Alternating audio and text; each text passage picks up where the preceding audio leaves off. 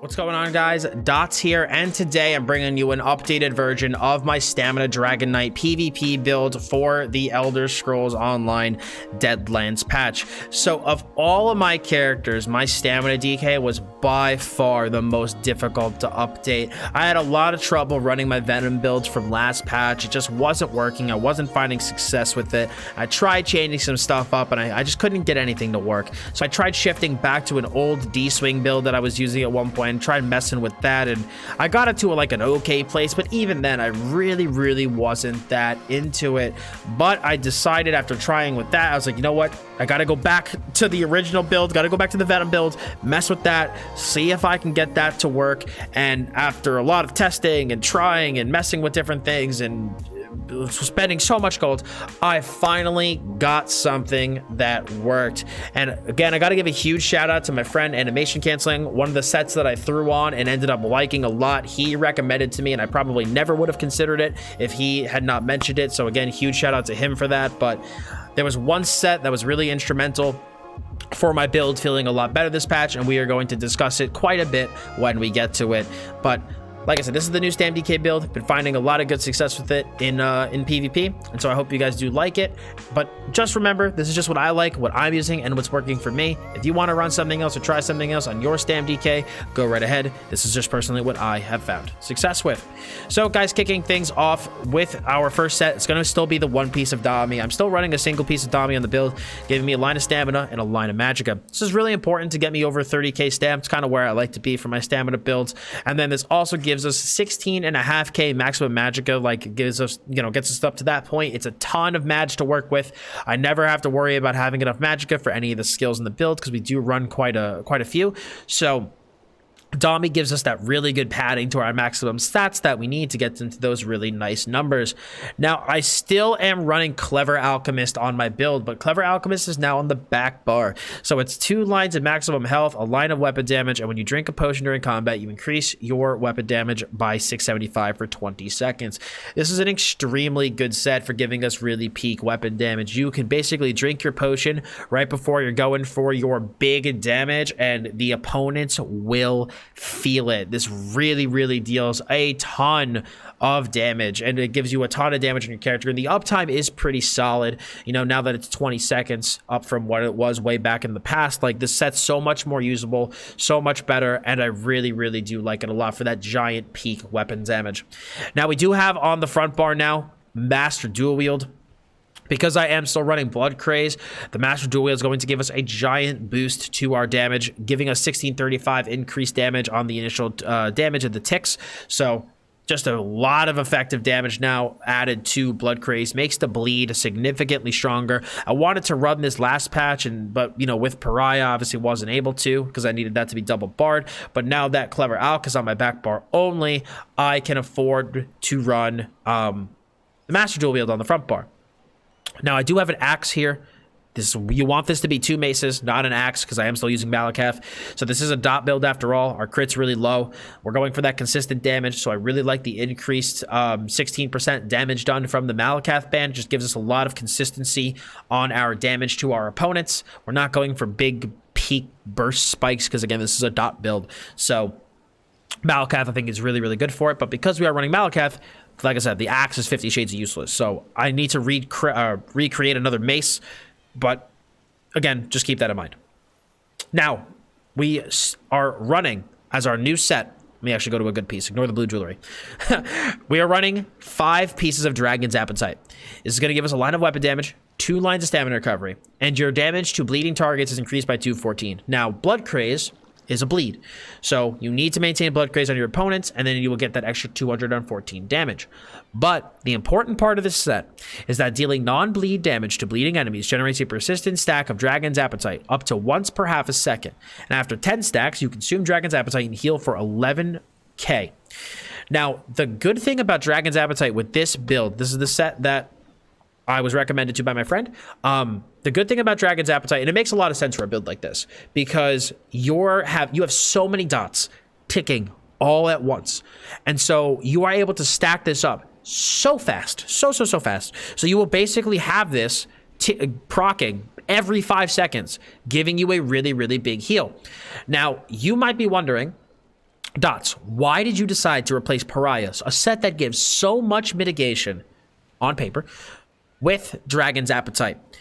Now, for me personally, this patch, and the reason that this set makes so much sense to me, for me, this patch, I have personally found that you just want to get to like a certain level of tankiness between your resistances, percent mitigation, etc.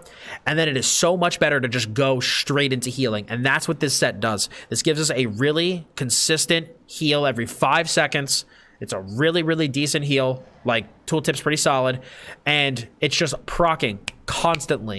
And we're constantly being healed. And I have found this to be the case across a ton of my characters, where I would try to go full send tankiness, and I didn't feel any tankier than when I was running like damage gear or healing gear or whatever. And so I decided to just skip Pariah, run Dragon's Appetite, and the extra healing is super, super, super noticeable from this set, and it is really, really, really nice. And so I personally do recommend dropping Pariah for Dragon's Appetite. I personally have not liked Pariah on any of my characters this patch. I really haven't been liking it. Like I said, I've been enjoying other things, and so for me, on the stamDK, Dragon's Appetite has kind of suited that role for me now as my defensive set. But it also still gives some nice damage and some recovery too, so the other parts of it are going to be really good for us.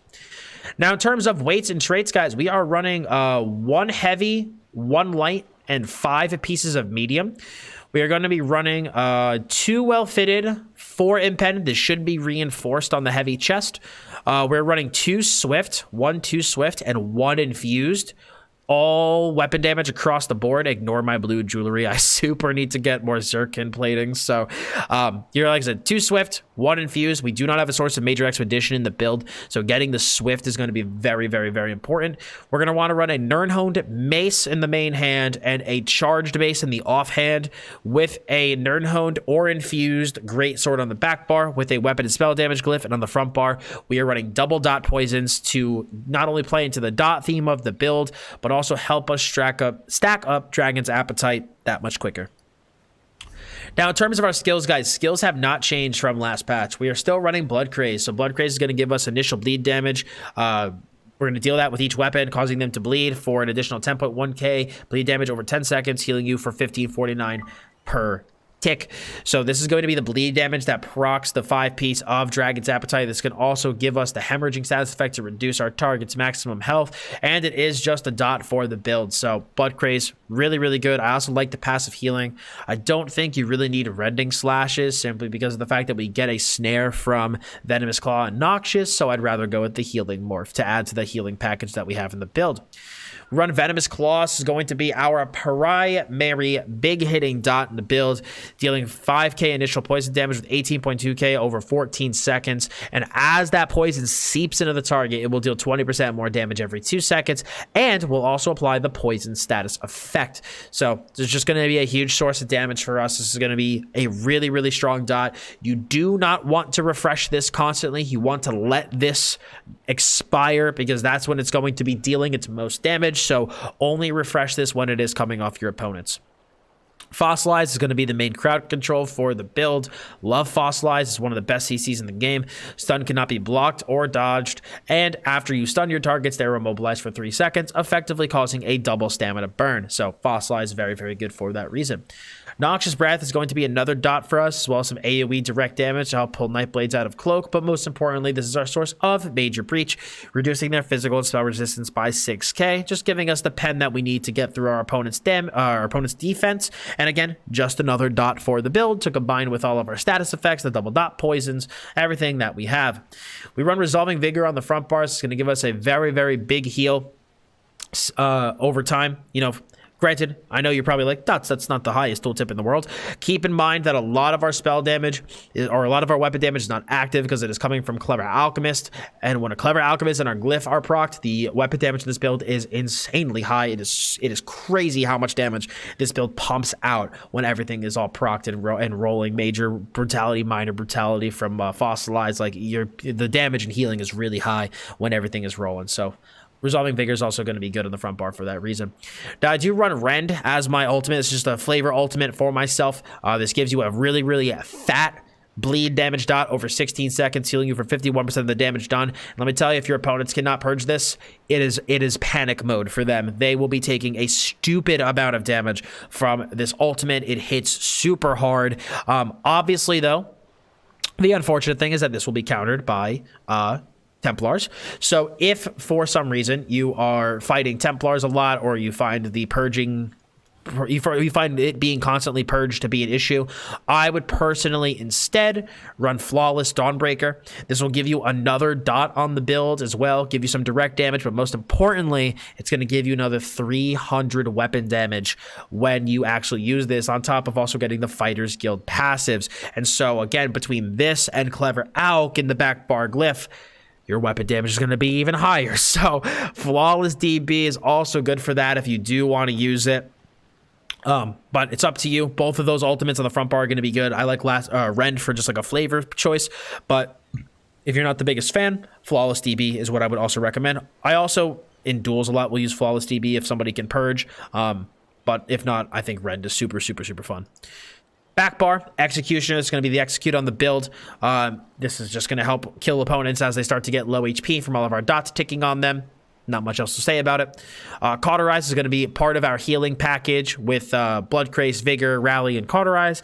This is just a Magicka heal. It also gives us Major Savagery on that back bar now, which is really valuable. Helps our get some nice big crit rallies, which I think is super, super nice. It's part of the reason, like, on my sword and board build for my stamDK, I run Cauterize on the back bar to help give me crit coeg. So it's kind of like the same thought process. You know, we can get those big crit heals on our burst heal, which is going to be really valuable to getting us healed up. Shuffle is going to be our major evasion buff plus our snare and root immunity. 5 seconds of that. So very good. Obviously, this is just going to prevent, you know, lower the damage that we take from Templars, Wardens, Necromancers. You know, major evasion is still a very, very good buff to have, but most importantly, we do need that for that root immunity, just to be able to escape people if we are being pinned down. We also do run Volatile Armor. This is going to be another dot on the build on top of also getting our major resolve buff, and we do some reflecting magic damage whenever enemies attack us with direct damage in melee range. I do prefer this over Hardened Armor, just because, again, it's another dot for the build, helps us take, you know, proc Dragon's Appetite, but also the Hardened Armor shield is super weak, so I'd rather just have the Volatile dot, just to kind of add to our dot package for the build. We also do run Rally, so Rally is going to give us Major Brutality, Minor Endurance, and then as Rally is ticking, it's going to heal us when we reuse it. The longer Rally has been up on your character, the bigger the heal. So very, very good skill. Gives us a giant burst heal on top of 2 fantastic buffs for a stamina character. So we do like Rally for that reason. Now my defensive ultimate, as well as sometimes if I need to burst people down, is going to be Ferocious Leap. So you launch yourself at an enemy, dealing 17.1k flame damage to all enemies in the area, knocking them back and stunning them for 2 seconds. And then after leaping, you get a damage shield that absorbs 28.7k damage for 6 seconds. This portion scales with your maximum health. I personally find Ferocious Leap infinitely better than the Stamina Leap for my stamDK this patch. The damage difference really is not all that noticeable. And especially now that the game is really gone like a lot more hybridized, using Ferocious Leap nowadays really isn't a big deal if compared to using the Stamina Leap. And on top of that, the fact that you get that giant damage shield after you leap makes Ferocious Leap such a good ultimate. It's the reason I love it so much on my stamDK. It makes it so versatile. It's burst, it's gap closing, it's stunning, it's giving you a giant shield. And so you can use this for some defensive prowess and a big shield and to just stun everybody if you need to. And I personally find this way, way, way better than the Stamina Leap. So I do recommend Ferocious Leap on that back bar for your ultimate there. Now, guys, in terms of our stats, we got 16.5k maximum magic, a 28k maximum health, 30k max stam. Got about 1876 stamina recovery with 3900 unbuffed weapon damage on the front bar, and 4300 unbuffed weapon damage on the back bar. We have unbuffed 3200 penetration, but don't forget that will go up once we apply Noxious, and once I actually get a second mace on the front bar, that'll also go up. We also have 14.2k spell resist with 13.5 physical on both the front and back bar, with about 2k crit resist. We are using the Serpent Mundus Stone for some extra stamina recovery.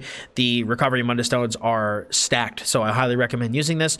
We run lava foot soup and salt rice for extra stamina as well as stamina recovery, and then we also are a stage 3 vampire. This is where I'm getting the mitigation for the build. It's from Undeath. I personally have found that Undeath by itself is enough for me this patch.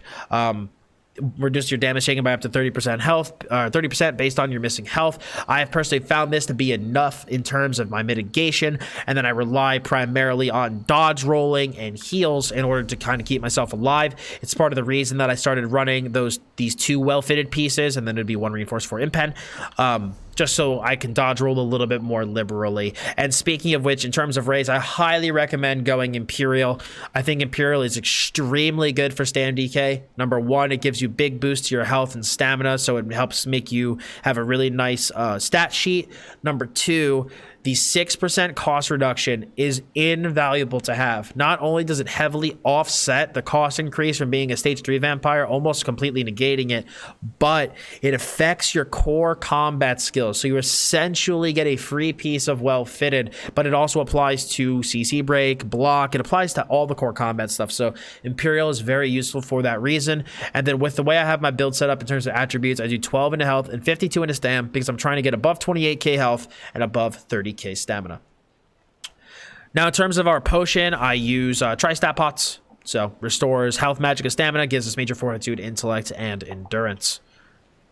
Now, in terms of our champion points, guys, we are going to be using Deadly Aim. This is going to give us single target damage on top of also increasing our dot damage. We also get Thaumaturge to just straight up increase our dot damage.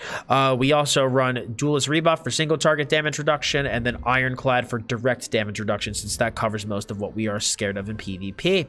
We also run Balanced Vitality for 1400 maximum health. We run Relentlessness to give us major protection for 3 seconds after we are CC. This is very important. You are most vulnerable when you're crowd controlled, and so getting major protection after that is very, very helpful. We run Pain's Refuge, reduce your damage taken by 2% for every 2 negative effects on you, up to a maximum of 20%. This is a ton of damage mitigation coming from Pain's Refuge, so do also find that very valuable. And then I also do run Celerity for 10% increased movement speed. Again, I do not have Major Expedition, so gaining celerity on top of my swift pieces I find very useful. Now you might be wondering, Dots, I notice you're not using a red sustained CP. Why are you not doing that? It's because I actually find that with the amount of recovery I have, plus charged in my offhand, I have plenty of sustain and do not need more. So I preferred to run a charged offhand to run more damage mitigation out of my champion points, as opposed to run like sharpened and then I'd have to get a sustained CP. So that's kind of why I did that, but, you know, you're able to get a lot of damage mitigation from CP, so figured I would take advantage of that. Now, in terms of your rotation on yourself at all times, you need to maintain these 4 buffs on the back bar: Cauterize, Shuffle, Volatile, and Rally. On your opponents, maintain Blood Craze, Venomous Claw, Noxious, and then use Fossilize to stun them. I mean, it's a pretty straightforward build to play. You need to just maintain your buffs and maintain your debuffs, and that's it. And you might be wondering, well, Dots, you don't have a spammable. Like, isn't there going to be a situation where you would need that? I mean, what about that? Honestly, no. Because you're maintaining so many different things between dodge rolling yourself, healing yourself, using ultimates, countering what your opponent does, like, I very seldomly ever feel the need for a spammable, to be honest, because especially as my opponent's getting low, I'm going to start spamming Executioner anyway. So if there ever is a situation where you have all 4 of these buffs up, all 3 of these debuffs, and you're like, all right, Dots, I don't have anything to do, I would just use dual wield heavies. That's personally what I do. I have no problems with it. In terms of your ultimate choice, I would say normally if you're going for offense, Rend or Flawless DB is going to be what you want. And then if you need defense, I recommend going into Ferocious Leap for the absolutely fatty shield. Ferocious Leap is also good for closing the gap, or Ferocious Leap can be used offensively if you need to burst an opponent down. Like if your opponent's getting really, really low, there's really no need to toss out a Rend at that point. So use Ferocious Leap in those situations. But guys, I think on that note, that is going to be it for me. The updated Venom PvP builds for the ESO Deadlands patch. This frickin' guy, man, he was a tough cookie to update, dude. This was a tough build to update, but I'm happy it's done. We got it figured out. I'm really pleased with how it came out, and hopefully you guys do enjoy it as well. I put a lot of time into the builds this patch, spent a lot of gold, a lot of time, and hopefully you guys do find them all useful. And if you do, I'd appreciate if you smacked a like on this video. Any questions or comments, feel free to leave them below. And guys, of course, subscribe for some more ESO content and other MMO content. But guys, that is going to be it for me today. I do appreciate you all stopping by. Thank you very, very much. As always, I'm Dots Gaming, and I'll see you all in the next video.